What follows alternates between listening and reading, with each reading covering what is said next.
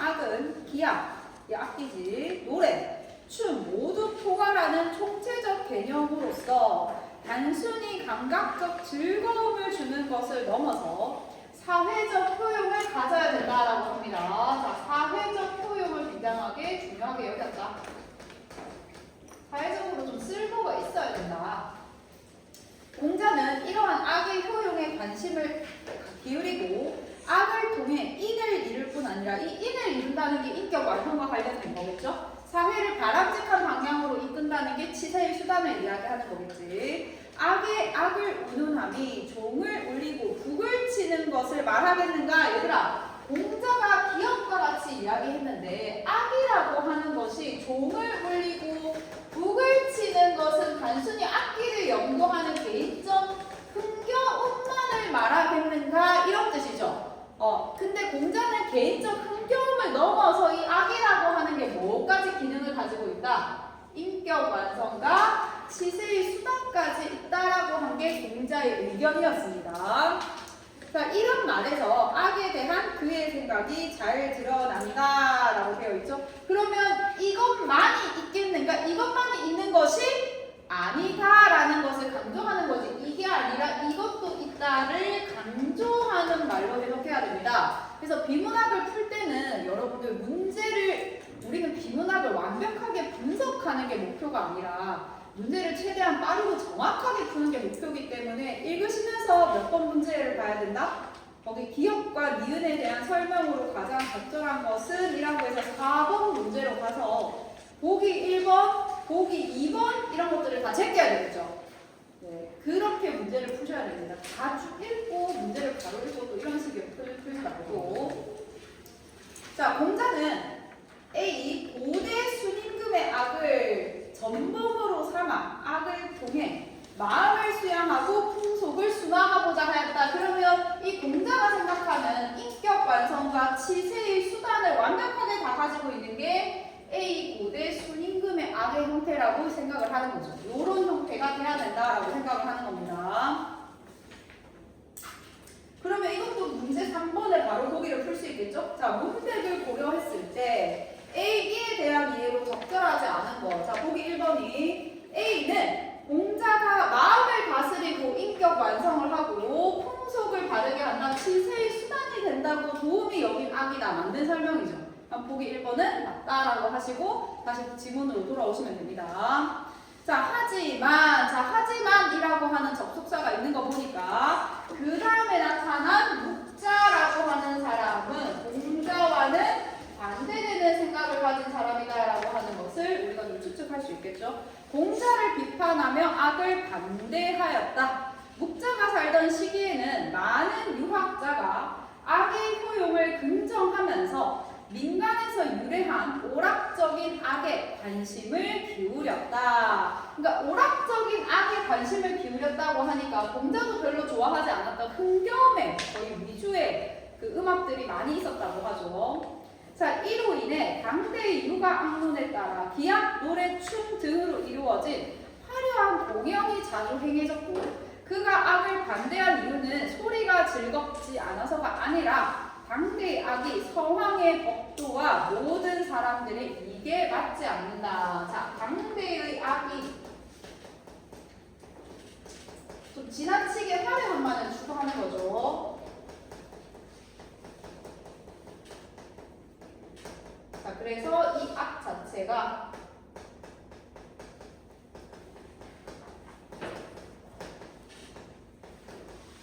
사람들의 이익에 맞지 않는다라고 봅니다. 자, 그는 선율이 너무 세세해서 사람의 감정을 과하게 영향을 미치기 때문에 멀리해야 하는 악이라고 공자가 비판했던. 자, 그러면 공자도 사람들의 선율을 너무 섬세하게 건드는 악인 정나라의 일부 선율인 비에 대해서는 공자도 비판을 했고 묵자도 부정적으로 생각했다라고 하는 것을 알 수 있습니다. 그것보다도 당대 육아의 악이 사회에 미치는 해악이 높다. 이것보다 이게 훨씬 더 문제가 있다라고 본 거네요. 문제성 부분에서. 자, 그러면 보기 바로 보겠습니다. 문제 B 부분에 B는 공자가 인을 이루는데 도움이 되지 않는다고 본 악이다. 그렇죠. 공자도 정나라의 선율 같은 경우는 너무 감정을 세세하게 건드려서 도움이 되지 않는다고 했으니까 맞는 설명입니다. 자, 그래서 그는 보기에 많은 백성을 동원하여 행해지는 육아의 악이 겉으로는 얘를 잘 구현한 것처럼 같지만 감각을 만족시키는 데 그치는 것으로서 노동하는 백성을 동원하여 그들의 재물에 줄어든다라고 하니까 백성들에게 전혀 이익이 되지 않는 거죠. 자, 그러니까 비약론을 전개할 정도로 공자는 악에 대해서 반대했다고 하죠. 자, 그 다음에 순자입니다.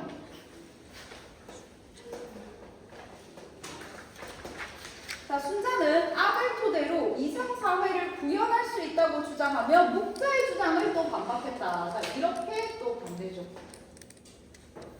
자, 그는 공자의 악론을 계승하여 예술이 도덕적 가치를 반영하고 도덕적 함량에 기여한다는 입장을 갖고 있었고, 그러면 여기서 이야기했던 공자의 인격 완성이 순자는 여기서 가능하다라고 본 거네, 그지? 그러면 개인 도덕을 함량할 수 있다.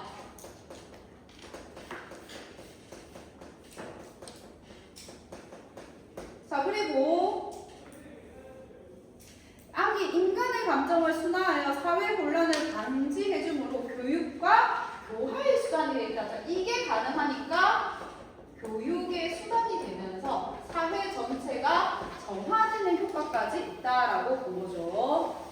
자, 따라서 또한 그는 악의 유용함에 주목하는 데 더 나아가 악이 우주의 반영체이므로 인간에게는 필수적인 것이라고 보았다.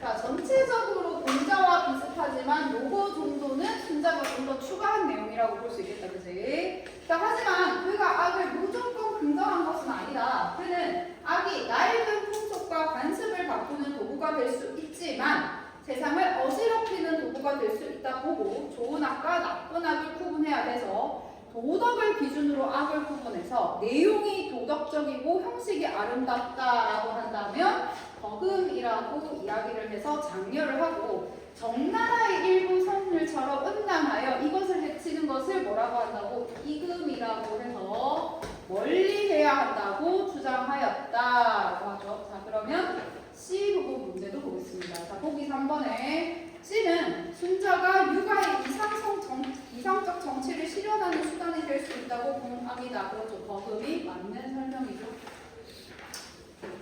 자, 그 다음에 나 질문 보겠습니다. 자, 조선의 태조는 태조부터 나오죠. 자, 그러면 얘들아, 가 질문 같은 경우는 문단 구성이 어떻게 되어 있냐면 이 악이라고 하는 하나의 주제에 대해서 각 유학자들이 어떻게 생각하고 있는지의 견해를 물어보는 구성 형태로 되어 있죠. 자, 그리고 나 같은 경우는 여러분들 읽어서 알겠지만 태조가 나오고 그 다음에 누가 나옵니까? 세종이 나오고 그 다음에 또 세조가 나오고 이런 식으로 쭉 키워가죠. 그러니까 어떤 부분다 통시적으로 전개가 되고 있습니다. 자, 조선의 태조는 악을 정하는 것이 건국의 바탕임을 강조하고 육아의 악론에서 바라보는 악을 기준으로 삼아 궁중의례에서 사용할 악을 편성하였다. 그래서 육아 악론을 가지고 궁중의례 음악을 편성했다고 하죠. 자신의 행위를 정당화하는 악장을 만들었다고 합니다. 자, 뒤에 악장을 만들었고 보기 4번을 보면 정치적인 목적을 바탕으로 만들어진 악이다. 악장입니다. 그렇죠. 자, 그러면 답은 5번이겠죠. 자, 육아의 악론의 조선 건국의 당위성을 드러내었다. 태종도 악을 통해 왕도 정치를 실현할 수 있다고 합니다.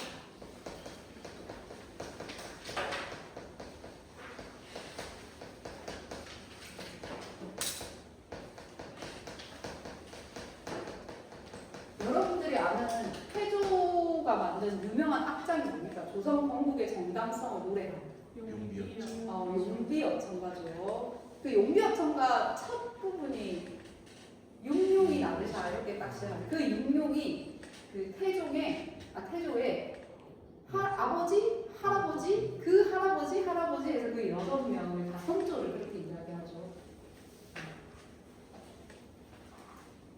자, 계속 보겠습니다.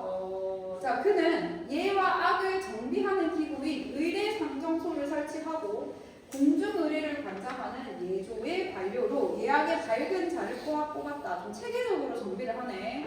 기악, 노래, 춤을 모두 활용하여 공중의례를 치렀다. 자, 그래서 공중의례를 했는데 아까 공자가 이야기하는 유가 악론을 가지고 그대로 했다, 그지? 자, 이처럼 태조와 태종은 모두 악을 바탕으로 왕도 정치를 실현하려고 했는데 이들이 모범으로 삼은 것은 중국에서 사용하는 궁중의례에 사용해서 아악이라고 합니다. 자, 이 나 지문에서는 아, 신악, 신제악 이런 용어들이 나오는데 이 단어들의 좀 차이들을 잘 알아야 되겠죠. 여기서 이야기하는 악은 중국에서 사용되던 악을 기준으로 만든 정비한 악입니다.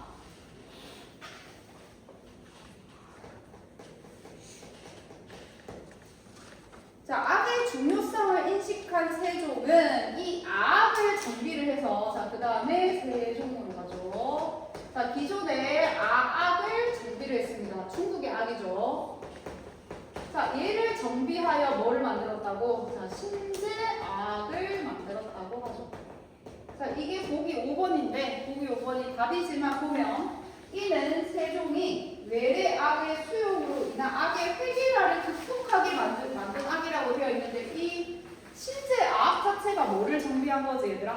악을 정비했고 이 악은 무슨 중국의 악이죠? 자, 그러니까 회귀라를 위해서 만들었다라고 하기에는 말이 맞지가 않죠. 오히려 여러분들 읽으면 알겠지만 세종이 이 회귀라를 막거나 하기 위해서 만든 악은 뭐였습니까? 향악, 신악 이 부분이었었죠. 자, 하지만 그는 여기서 그치지 않고 조선풍의 악을 창제하고자 했다. 그는 악의 법도가 중국에서도 확정되지 못한다는 점을 근거로 왜냐면 이 악에 대해서 중국에서도 이런저런 말들이 많았잖아. 자, 그러니까 이것을 근거로 해서 중국의 악을 무비판적으로 존중하는 이들을 비판했고 제사의 대상인 선조들이 주로 들었던 악은 민간에서 사용되던 향악이었기 때문에 궁중 제례에서 향악 사용을 확대하고자 했다. 외래악의 무분별한 수용으로 인한 악의 회귀라에 대한 우려, 중화주의에 매몰되지 않고 주체적인 악을 세우고자 하는 의지에서 비롯됐다. 자, 그리고 자주적인 악이 중국의 악보다 민심과 풍속에 미치는 효용이 더 크다고 여겨서 이런 악을 통해 왕도 정치를 실현할 수 있다고 보아서 향악의 성격을 띈 조선풍의 신악을 창제했다라고 하죠.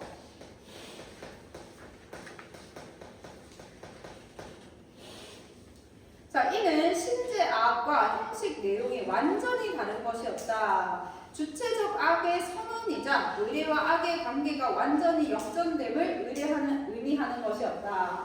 세종 이전에는 의례의 절차에 맞추어 악을 사용을 했는데 세종이 신학의 사용을 천명하면서 의례 절차를 신학에 맞추어 수정해야 되기 때문이다. 자, 그럼 이 신학이 나오기 전에는 의례의 절차에 맞춰서 어떤 악이 정해졌는데 여기서는 반대로 악에 따라서 의례 절차가 바뀌는 형태로 진행이 되었다고 합니다. 하지만 의례 절차와 악을 조응시키는 것은 오랜 조정이 필요해서 결국 세종 때에는 신학 때 의례를 사용하지는 못했다고 하죠. 자, 그리고 세조가 이 뜻을 이루고자 했다라고 합니다. 자, 그는 악의 유체인 인심을 선량하게 이까는 데 보고 악을 통해 풍속을 개량하려 했다. 그는 궁중의례에 사용되는 악에 많은 관심을 가져 궁중의례를 관악하는 광서의 관리를 임명할 때도 음률에 대한 이해를 보려했다.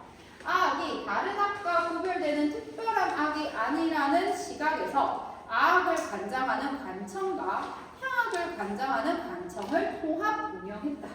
그는 대위 중 신에게 제사를 지내는 원구제의 신악을 사용했다. 자, 드디어 세종 때 원구제의 신악을 사용했다라고 이야기하죠.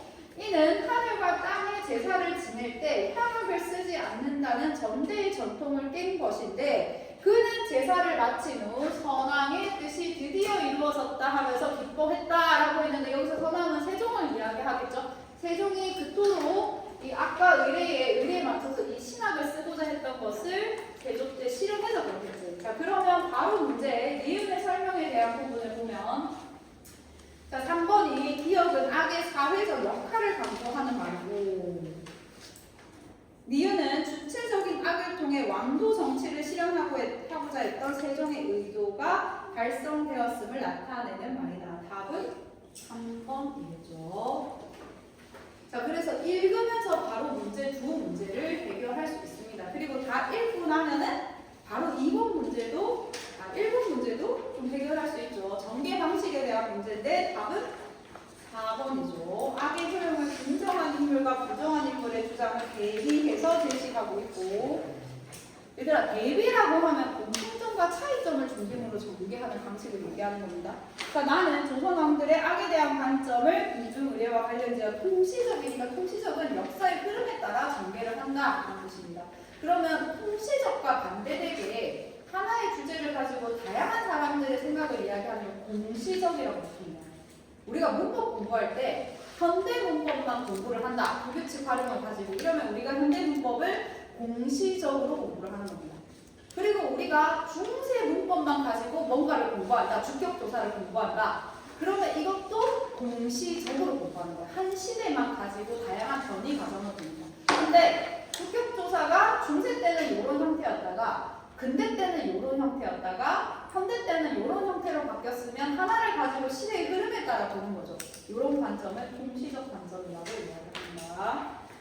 자, 2번에 가와 나를 읽고 이해한 내용으로 적절하지 않은 것은 묵자는 당대의 악의 상황의 법도에 맞지 않는 거라고 인식했고 그렇죠. 그 묵자 시대 때의 악이 지나치게 화려하다 이런 내용들이 있었습니다.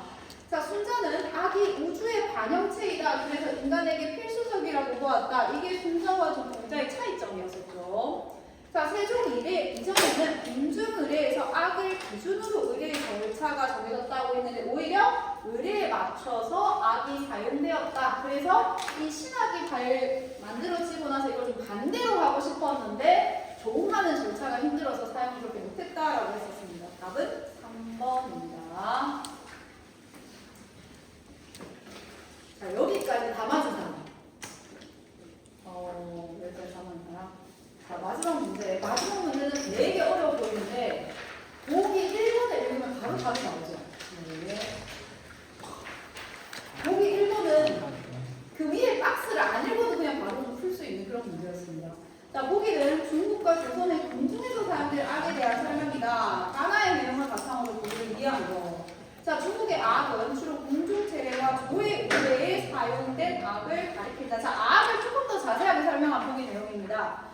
악에서는 악을 통해 이상사회를 구현하고자 하는 의도가 담겨 있는데 주왕조 시기에 형성됐다. 주왕조니까 중국의 은왕조부터 거의 역사의 시작이라고 하잖아. 그러니까 아주 진짜 옛날 시대 때부터 좀 있었던 거죠.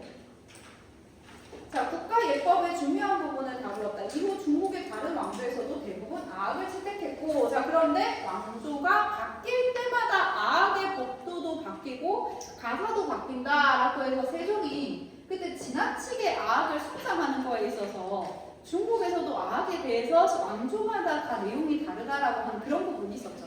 자, 그런 부분이 이거에 대한 근거가 됩니다.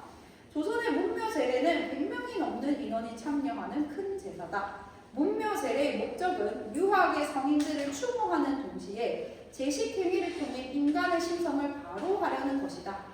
문묘 제례에 사용하는 문묘 제례 악은 타악과 현악기 위에 노래가 중첩되고 무용수가 춤을 춘다. 자, 그러니까 악기랑 춤이랑 노래가 다 세 가지가 다 사용되는 형태죠. 악기가 주로 사용됐는데, 자, 시간의 지남에 따라서 악기니까 중국에서 주로 사용하는 그 악기들을 이야기하죠. 근데 향악기가 사용하니까 이제 우리나라가 좀 사용하는 악기들이 이제 좀 들어오는 거죠.